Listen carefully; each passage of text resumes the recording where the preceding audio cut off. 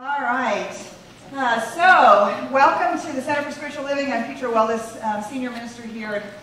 We are on our path to possibility as we are winding our way through our Step Out in Faith program. This is our annual commitment deepening program that we go on collectively.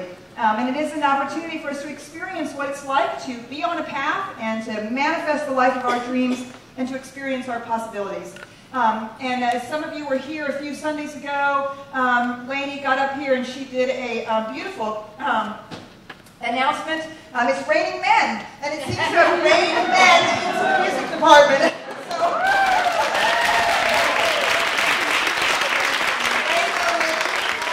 Manifest the path of possibilities. So thank you so much, and thank you for joining us up here. We're so happy to have you. And then we understand there are more men in the choir. So that's all very good. So we continue to affirm that it's raining men for our music department. And for all of you who want men to be rained upon you, I affirm that for you as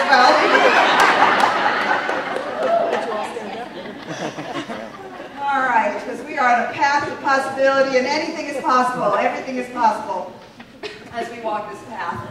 All right, so today we're talking about, okay, we've been on the path, we've gotten on the path, we've gotten started, we've had some conversations about getting going and how do we decide about that, and obstacles on our way, and so here we are, we're trudging along the path.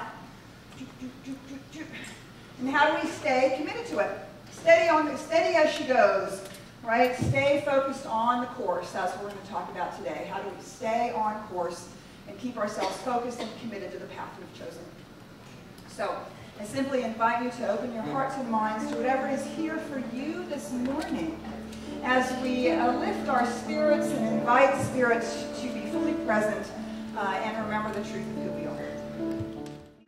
Yeah, you don't realize the peril it is up here. Sometimes our songs and our talks are perilously close to home. Thank you. And thank you, Gary, Jonathan. I keep telling Lainey that her new CD is going to be called Defying Gravity, and that's going to be her title track. Because it's beautiful. And for those of you who don't know, it's from the musical Wicked. It's from the musical Wicked. And it's the Wicked Witch of the West. It's her theme song before she becomes the Wicked Witch of the West. It's just a powerful statement of deciding to be on one's own path. One's own path. And of course, that's what we've been talking about, the path to possibility, to be on our path, our journey. And our path to possibility, our step out in faith, our path to possibility is embedded in our annual theme, loving the journey. Loving this journey that we're on. And sometimes that's easier than others to love the journey, right? Sometimes loving the journey is a little challenging. And that's when we really want to focus on staying committed to our journey, staying committed to our path, staying committed to the choice that we made, this path of possibility that we've decided to go on.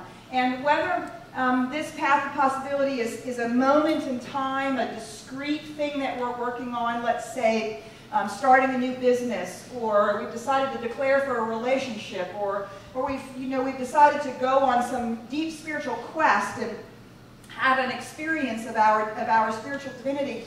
We can have this sort of discrete path to possibility, or we can also think about our lives as being on this constant path to the greater possibility that we are. And that sort of is our annual theme, this loving of the journey that we're on, loving the journey, the experience, and finding a way to stay true to it, finding a way to stay committed to it. I know last week Veronica did a beautiful job talking about the obstacles and the challenges that we have along the way. And it was so fabulous that while Veronica was here doing the talk, she's, of course, as you know, one of our ministerial students. Clyde Goings, who's another ministerial student, brand new in the ministry track, as a ministerial student, he was at with me and others at the our core council retreat last week, and he was giving the talk there. And it was so wonderful to see our ministerial students, these people on a path of possibility, really beginning to, really flowering and coming into their own as they are moving along the path. And the path to ministry, as so many paths, can be challenging, can be, you know, that we find moments where we think, oh my goodness, what in the world am I doing? When did I sign up for this? Did I really agree to do this? Whatever it is. We started a new business. Did I really agree to work 80 hours a week so I could get my business off the ground? Did I really agree to forgive my, you know, this person in my family so that our family could work better? Whatever it is.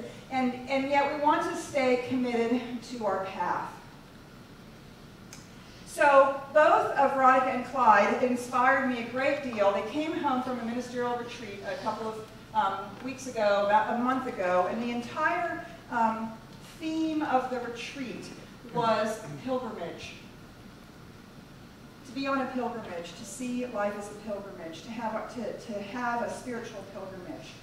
And pilgrimage is not necessarily a word that we use a lot. It comes out of our more ancient tradition, and it's not necessarily a word that we use a lot, but I found myself really inspired as they spoke about their experience of this retreat and being on pilgrimage. And I've been thinking about this talk quite a bit, actually the whole series as it has developed, and that really caught me. One of the ways that we can really reimagine our path, reimagine our journey, to help us stay focused, to help us stay committed, is to imagine that our life, our very life, and this particular path that we may be on at this particular given time, we could see it as a pilgrimage. So I went to the dictionary and I looked up pilgrimage. What in the world does that mean? And the dictionary defines pilgrimage as a journey or search of great moral or spiritual significance. A journey or search of great moral or spiritual significance. Wow. What if your whole life, this journey that you're on, what if it were framed in your consciousness as a search of great moral and spiritual significance? All the obstacles would change shape, wouldn't they? We would completely engage with the challenges differently. For myself, I noticed that I'm constantly rediscovering the purpose or the meaning of what I'm doing. That's what helps me stay focused to this path that I've chosen, or this thing that I'm starting to move toward, is that I find a reason for it. I find that it's going to bring purpose or meaning to my life. And when we find that, when we discover that spiritual significance or that moral significance of moving through this obstacle or walking on this path, do you see that that completely changes the tenor of what we're doing? It's no longer about getting there, getting to the destination, although, of course, we will get to the destination eventually if we hold our focus and stay committed. But it's just as much about actually the journey itself, the walking day to day along the path. We were talking in the class this morning between services. We have a wonderful opportunity to go deeper into the conversation. And we were talking about, and somebody said, well, yeah, because you never get there. Every there you get to, there's always a new there, isn't there? You get the promotion and now you want to grow the business even bigger. You find a relationship and now you want to build a home. There's always a new there. Ruth Bleeker, she's absolutely brilliant. She came to me after the service. Oh, I didn't bring it downstairs. And she said, yeah, because there is the here. Isn't that brilliant? I love that, Miss Ruth Bleeker. Thank you so much. There is the here. Because whenever we get there, we're actually here again. And over and over and over again, the only place we ever are is here in this moment. And when we can reframe our path, reframe our journey in a way that deepens its meaning and purpose, now the staying steady on our course, the staying true to our path, becomes much less effortful. It's something that we find ourselves able to do in a more effortless way. So So as we make this, our journey into a spiritual pilgrimage, if we were to think about our journey as a spiritual pilgrimage, you see every part of the journey then is in service to our personal spiritual growth and our awakening to the truth of who we are. Every time we're confronted with an obstacle, every time we're asked to leap off the edge into the unknown, every time that we find ourselves practicing something new, each moment is an opportunity for us to discover ourselves, discover the God presence, the I am that I am, discover the love that is seeking to express itself, discover the truth of our being. Every moment has that opportunity we have that opportunity to discover that. When we embrace our journey as the journey itself, not just the destination. We had a fabulous retreat, community retreat, the Path of Possibility retreat yesterday. There were over 60 of us. We went down to the Trinity River Audubon Center. We had ordered a gorgeous day, which of course we had this beautiful, magnificent Hesperian day. And we just had this incredible opportunity to be together in community and go deeper. And I want to talk about a couple things that happened in that retreat, thinking about this idea, this notion that we're on the journey, and that it is about self-discovery. So one of the exercises we did was really great. We created this sort of onion of being on the path, and we created an onion of those things that stand in the way of our greater possibility. And everybody in the room got their little onion, and they had to peel back the layers. And as they peeled back the layers, what appeared there was something that some of us might consider an obstacle or a way in which we hold ourselves that doesn't actually move us in our greater possibility, fear, insecurity, inadequacy, comparisons, things like that. And we peeled the layers back, and then in the inside everybody found in there a gift, a wrapped gift. And so after peeling these layers back and sharing how we are stopped by these words or these ideas, we went around and we actually collected them. We collected all the peelings, all the words, and we put them all in a box and we said, throw them away, throw them away. These are no longer a part of who you are. We've peeled them off. And we carted them off. And then everybody in the room got to one by one, in their small groups, they got to one by one open their gift. And what they discovered in there, the question was, what do you find in the gift here that supports you on your path to possibilities? So they opened their gift, and there inside they found a small mirror. And on the back it had some words, beautiful words from Marianne Williamson's poem. It's not my darkness, but my light that I'm afraid of, that beautiful, beautiful poem. And it was extraordinary how many people spent so much time on the words and not on the mirror part, to discover in the mirror the greatest gifts for our possibility, everything that we need, right? The point is to discover it right where we are, in ourselves, in the very God presence of who we are, in the I am, the deep reality of spirit as us, showing up, being us in the world. Everything we'll ever need to walk the path, we can find in that mirror. And so it was a beautiful experience for people to begin to open up to that. And lots of sharing. It was really great. So later on in the retreat, then we did the exercise, which you may recall I talked about it at the beginning of, I think it might have been the first service of the first week of our Path of Possibilities. It's at the beginning of the book. We've been reading The Art of Possibility. And it's the exercise to life has given you an A, and you stand a year in the future and you write a letter to yourself.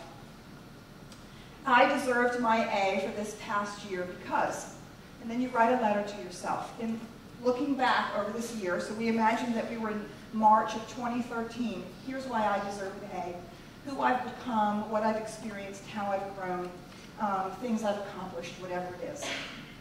And you could feel it in the room. You could feel it. When they had 20, 30 minutes to write this letter, you could just feel it in the room. It was so tender. It was such a beautiful moment. And then, after the writing was finished, then we said to everybody in the room, okay, now you're in your small groups. Here's a group of people who love you and will witness your truth. So now you're going to read your letter to your group. What? Well, if I'd have known you were going to make me do that, I would have written my letter differently. Oh my God. Then you can feel people scrambling to pick up their fear and inadequacy and their deep sense of, not self-worth and whatever that is. And we said in the room, no, you gave it all away. Remember, you put that all aside, we threw it away, it's gone. And you could feel it in the room, everybody took a collective breath. Oh my God, that's true. That's true. That's all gone. And now we're speaking from the truth of who we are. You see, our journey, holding our journey as a pilgrimage, everything is an opportunity to peel away a layer of that story that we tell ourselves, that human limitation, that worldly wisdom that we use to keep ourselves safe. In The Art of Possibility, they call it the calculating self, as Veronica talked about last week. That one, or the life of measurement. Does it measure up? Is this the right way to do these? You see, we're peeling away all of those things in our pilgrimage, and what's left? What's left? The truth of our being, the light that we are, the radiant, magnificent child of God that you are, that is wanting to pour out of your eyes and out of your heart and out of your soul, that is the very gift of life that you are, that you have to give. And so our pilgrimage begins to peel those things away. Again, this morning in our class, I likened it to when I have gone on long hikes, extended 5, 6, 10 days in the wilderness, carrying my pack on my back. When you're doing a hike like that, life gets really simple. Where are we going to have lunch? Is there going to be a stream I can drink from, cool down? Where are we going to have dinner? Life becomes very simple, and we begin to peel away all the stuff that we tell ourselves. I had a fabulous opportunity last night to see a movie. My beloved Susan, she'd gotten this movie a while back, and she saw it. I don't know, I was in class or out of town or whatever, and she said, oh my God, you have to see this movie. You have to see this movie. So I'm making a massive plug for this movie. I want you all to go out and get it. It was beautiful. The movie is called The Way. It has Martin Sheen in it. And it's about his walk of the Camino de Santiago.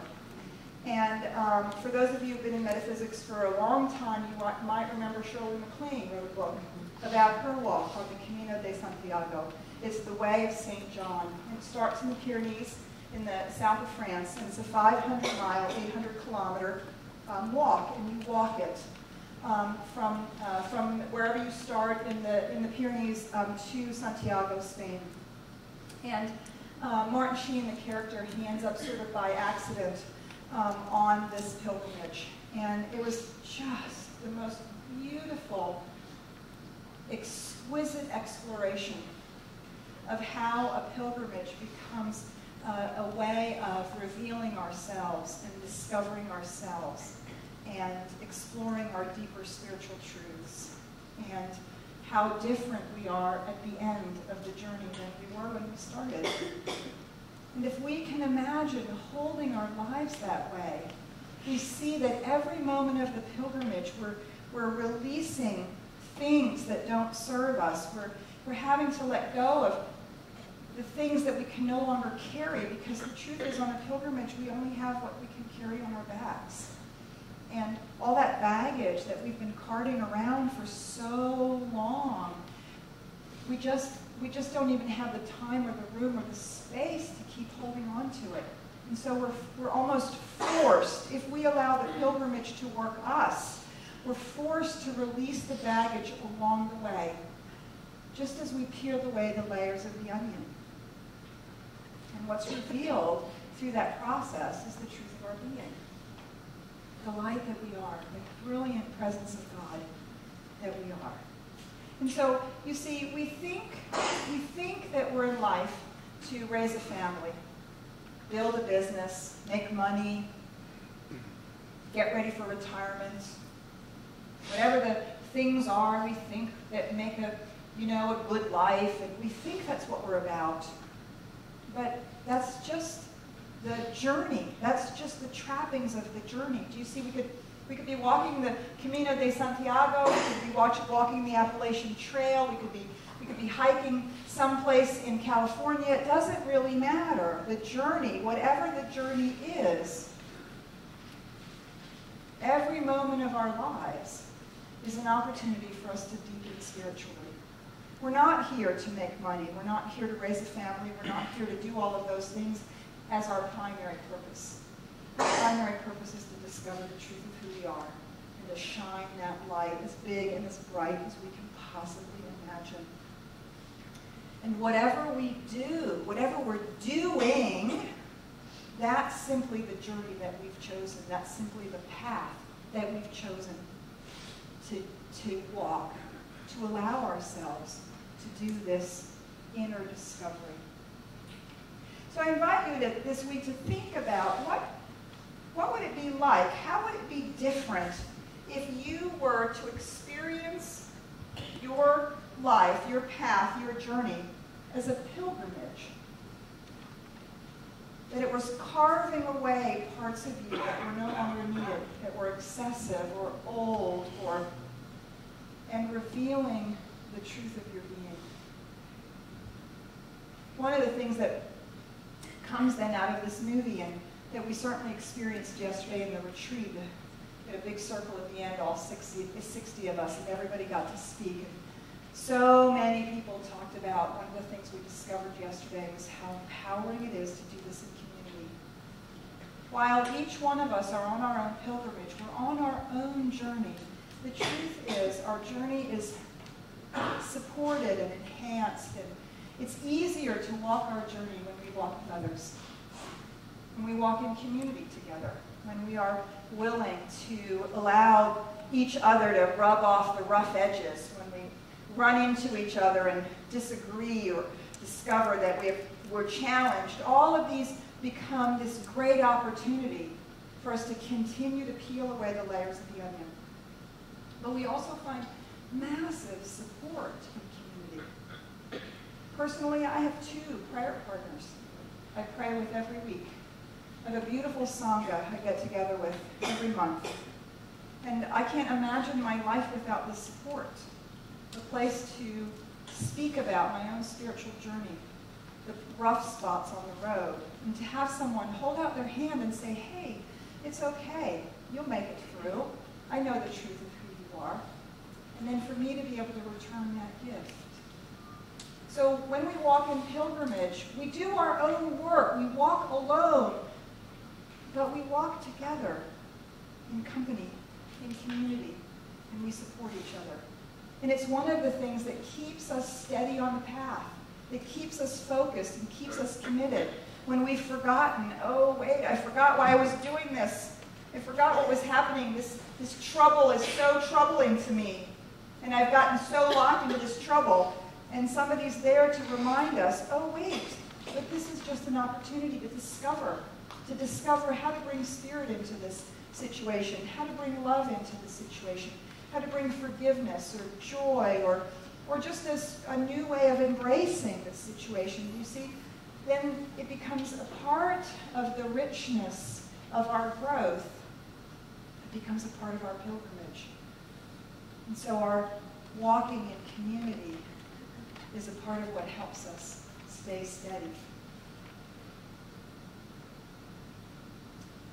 So, holding our lives as a pilgrimage and walking in community are 2 of the things that keep us steady on our course. The third thing I want to talk about this morning is a wonderful concept. It comes from the Tao Te Ching. I think it's so funny. The Camino de Santiago is such a deeply Christian experience. They've been walking that road for 1,000 years. And the Tao Te Ching is an ancient Eastern tradition. And the Camino de Santiago is the way of St. John. The Tao Te Ching talks about The Way, in the movie that I want you to watch, is entitled The Way. Something very important about the way, both the path, which is the way, and the way we walk upon the path, which is also the way. So from the Tao Te Ching, we get this notion of the way we walk on the path. And there's this very central idea in the Tao Te Ching. It's called Wu Wei. Wu Wei. And it means, translated into English loosely, it means to act without acting. It means to accomplish something by doing nothing. To do without doing. And it is a concept that baffles us Westerners. It's probably as baffling, Wu Wei, as pilgrimage is baffling to us. We had a fabulous conversation a few weeks ago in our young adults group. And we really got to exploring this notion. We were talking about how often we do our spiritual mind treatment, our affirmative prayer, and we treat for ease and grace. Everything's going to be easy, and it's going to be effortless, and everything will unfold beautifully, and everything will go perfectly. And, well, you know, if you've ever hiked in the mountains, or you've ever been on a long journey like that, my experience is, yeah, that's just not always so. Sometimes the stream is swollen, and it has cut away the path. Sometimes there are obstacles and boulders, as Veronica so beautifully talked about last week. Sometimes there are challenges in the road. What does it mean to walk with ease and grace? What does it mean to do without doing? Which doesn't mean to just not do. That's not what it means. It says to do without doing. It doesn't say don't do anything. What does that mean? So we were really grappling with this notion. And we found ourselves sort of circling around the notion effort. Effort. Well, effort can imply effort. I'm going to make this happen. Effort. And we know from a spiritual point of view that that's not what we're talking about. Because the truth is, the universal principle is what makes things happen. We hold the intention, and the universal principle makes things happen. We don't make things happen, and we tire ourselves, we exhaust ourselves by trying to make things happen. So it's not that kind of effort. Okay, the Wicked Witch of the West, thank you very much. She really came through there, didn't she? And yet there's an effort required. I think about my hiking days and all of the mountains and ridges and valleys that I've hiked up to and down into. And, you know, we talked about this in our class this morning. Man, let me tell you that on some of those hikes, I was sweating up a storm. And when I got to the top of wherever I was going, I was panting. And I knew that I had walked every single step of that path. But I was exhilarated by that effort. Exhilarated by, look at the view that I can see now. Look at how far I've come. Look at what I've overcome. Look at what I was able to do. There's such exhilaration in that kind of effort. And I think about the pilgrimage requires effort to stay on the path when the backpack gets heavy, when we're confronted with challenges. So what kind of effort is that? What does Wu Wei mean? Do without doing. And so we decided that what that meant is a different kind of effort that isn't struggle. It's not the conversation that we have that makes everything so hard. When we effort and we have this conversation about how hard it is, and if only those people would do it differently, and if only that would have happened, and oh my God, I can't believe you did it that way, you're so stupid, and they should have done it this way. Do you see, it's that negative self-talk that begins to pull us down, and now our effort is like slogging through a swamp, and we have all of our negativity pulling on us, and we have to make ourselves do it. Not that kind of effort. We decided it's effortless effort. effortless effort. The kind of effort that we choose. The kind of effort that causes us to continue up the mountain path because we know the view is going to be so beautiful when we get to the top. And we began to talk about sustained effort. We might use other words like diligence, commitment, perseverance, staying focused, staying true to the path. Requires some effort. But it is effortless effort because we have attached that effort that we're making to the meaning and significance of the journey. Do you see? If I know that my journey, that my path is about my own spiritual deepening and about participating and supporting your spiritual deepening, that it's about discovering the truth of my being and shining it out and giving my gift,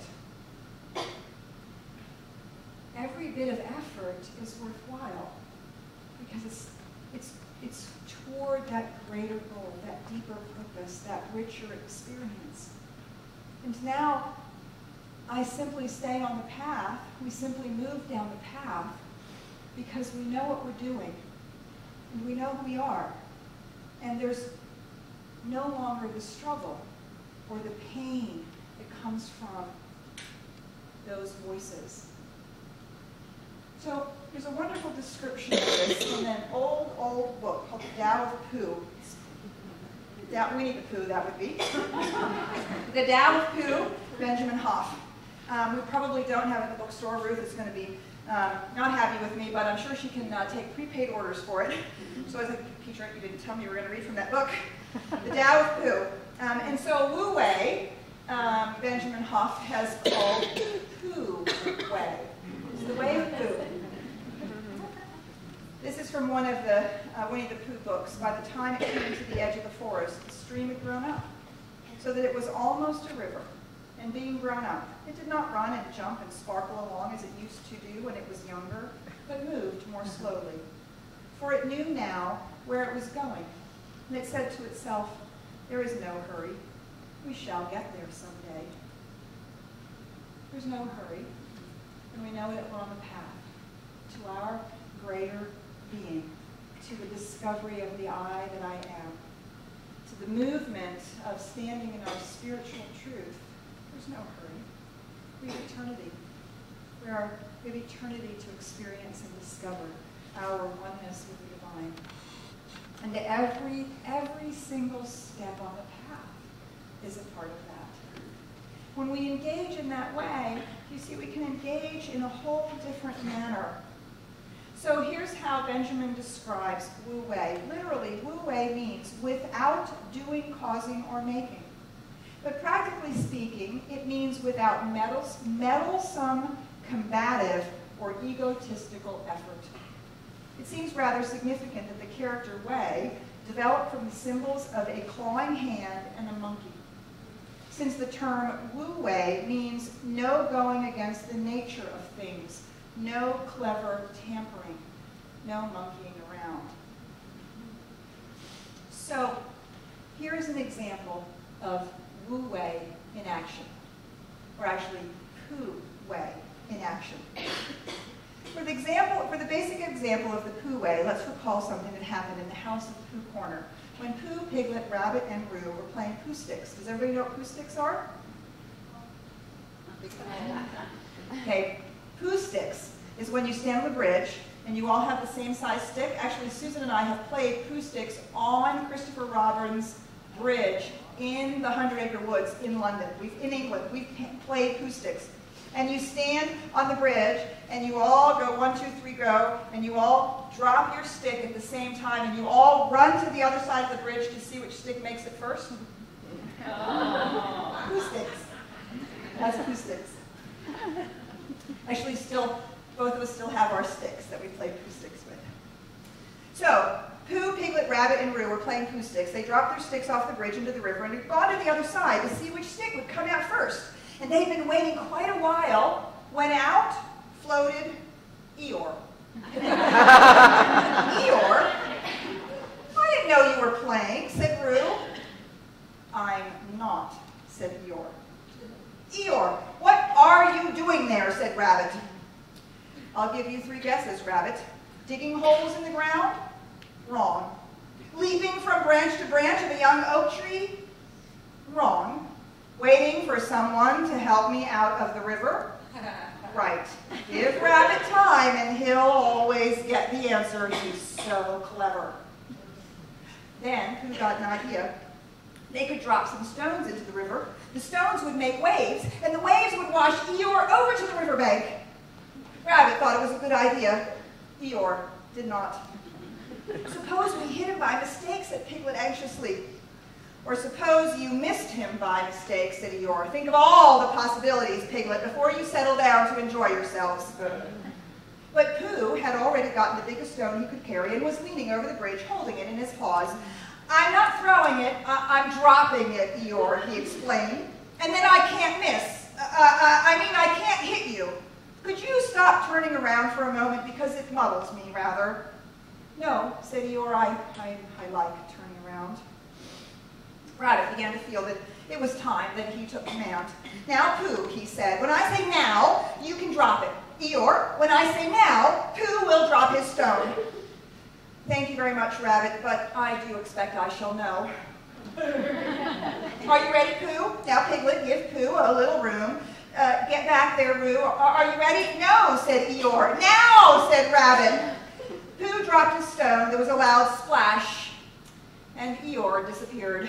It was an anxious moment for the watchers on the bridge. They looked, and when the sight of Piglet's stick coming out a little in front of Rabbit's didn't cheer them up as much as you might have expected. And then, just as Pooh was beginning to think that he must have chosen the wrong stone, or the wrong river, or perhaps even the wrong day for his great idea, something gray showed for a moment by the riverbank, and it got slowly bigger and bigger, and at last it was Eeyore coming out.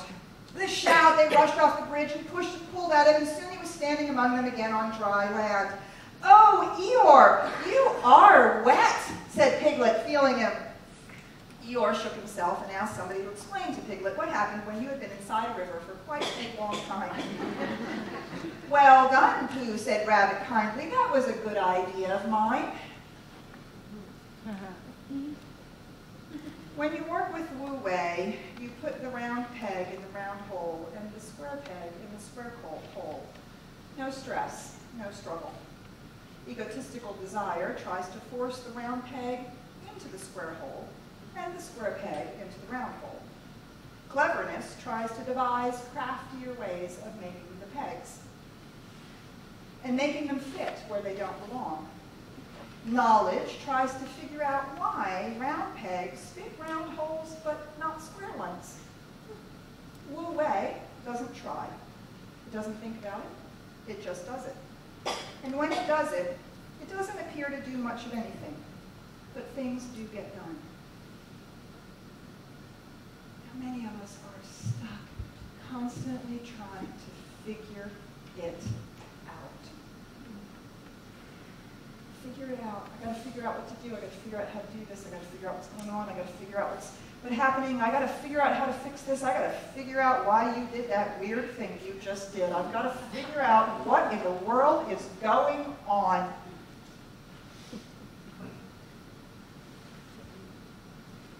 To simply allow ourselves to be on the journey. Not to figure it out, but to simply be on the path. To allow the path to use us, to clear us, to peel away, to carve away those parts of us that aren't the truth of our being. And we know this and can operate from this place. We can stay steady on our course. We can simply do what is before us to do with the very best of our ability, do the best we can, and know that somehow it comes out all right. Because the river is always moving in the direction of our greater good. And we can simply be on that river. There is no hurry. We will get there someday. I want to close with a few of these beautiful meditations from the Science of Mind. Gary's going to come up here to the piano. If you're not familiar with the back of the Science of Mind book, there are these wonderful meditations for self-help that Ernest Holmes has written.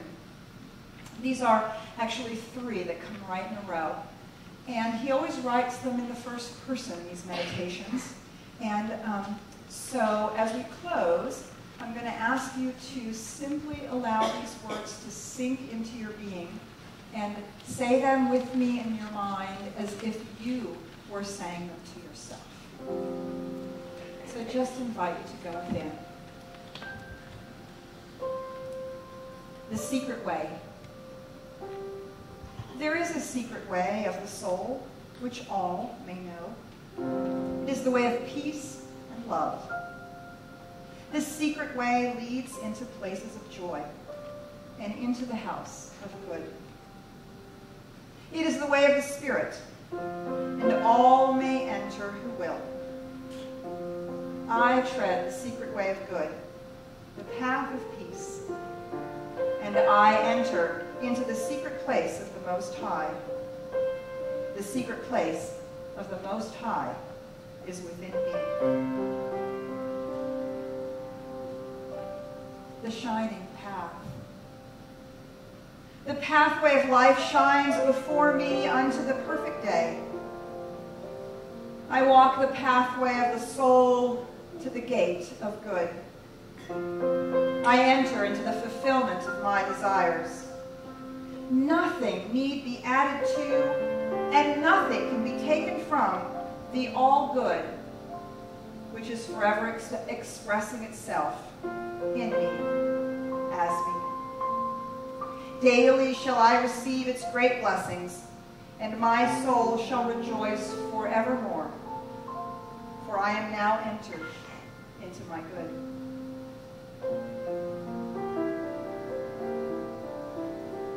The way is made clear before me. The way is made clear before me. I do not falter or fall. The way of the Spirit is my way, and I am compelled to walk on it. My feet are kept on the path of perfect life. The way is prepared before me, and that way is a path of peace, of fulfillment, and joy. The way is bright, with the light of love and kindness. The way I tread is a pleasant and a happy one. I see the way,